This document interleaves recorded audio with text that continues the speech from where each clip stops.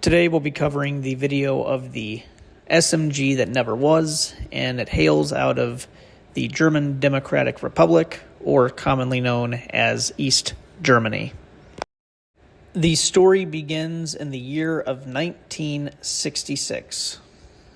The story starts with the GDR's Ministry of National Defense, or the Ministerium für Nationale Verteidigung, which is MFNV for short. They had wanted a tender for a new weapon within the National People's Army. The MFNV had made the argument that the National Volksarmee had needed a weapon that was superior to their pistols, but was still inferior to the service rifle. So basically, it would be a new weapon system to fill the void between a rifle and a pistol, which is the main reason they had this plan drawn out. Now, in the 60s, the National Volksarmee was fielding the MPIK, which is the production licensed variant of the Kalashnikov rifle in 7.62 by 39 millimeter, and the sidearm for the National Volksarmee was the Pistol M, which was chambered at 9 by 18 millimeter, in the East German licensed copy of the Soviet Makarov PM.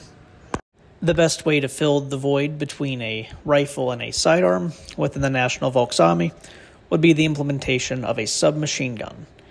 It would be developed by someone local and would also be produced within the German Democratic Republic.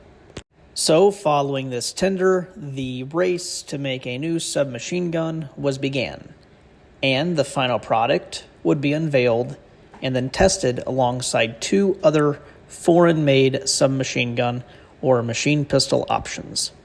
The product was produced by the East German company known as WGB, and the project, or the weapon itself, would be named the WG-66. That essentially translates to Maschinenpistolen WG-66. The WG-66 was initially chambered in 7.62 by 25 millimeter, which is the same round fired by the Tokarev TT-33 pistol. The WG-66 would be tested against the Polish PM-63 rack, as well as the Czech VZ-61 Scorpion. During the testing phase between the three, it was determined that the WG-66 was the preferred option, and then the next issue that needed to be addressed was the ability to lower production cost to where each unit would cost 330 Deutschmarks. To put it in perspective, until 1967, all of the testing and development and research was preliminary on this design before it was affected and then tested against the other two contenders, to where it was deemed to be the most viable option because it was of German origin and could be produced locally without the need of having it licensed for local production. The early models of the WG-66, the per unit cost was around 410 Deutschmarks. This is the reason on why the production costs needed to be lowered, and they chose 330 Deutschmarks because the cost of the imported VZ-61 Scorpion was approximately 290 to 300 Deutschmarks. The MFNV had determined through calculation and testing that the National Volksarmee would need approximately 50,000 units of the WG-66. However, this was soon contradicted when further calculation and consideration of production ended up being that 300,000 units of the WG-66 would be needed for the National Volksarmee. During this process, it was then determined that the WG-66 would possibly need to be rechambered for the 9 by 18 millimeter Makarov cartridge. The decision-making in this rechambering was due to the fact that even though the Volksarmee did have wide surplus of 7.62 by 25 millimeter rounds following their retirement of the PPSH, it was determined that due to them using the Pistol M and 9 by 18 millimeter Makarov, that they could both share the same cartridge for both the Pistol M and the WG66 once it would have entered service.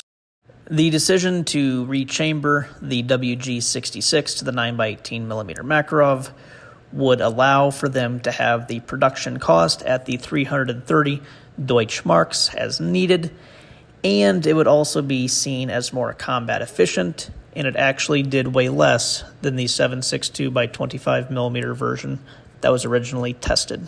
Around this time, the GWB factory would realize that they could not realistically meet the required 300,000 units of the WG66 to be produced within their factories due to not having the full necessary equipment. In early 1970, it was determined that the WG66 project would be closed indefinitely, and the military department ordered a halt on all work in and around the WG66.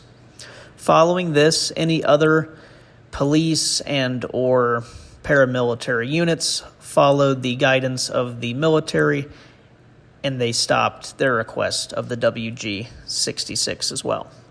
This also ended the idea of any exportation of the WG66 to any other countries, which was actually considered by the East German government at one point in regards to this project.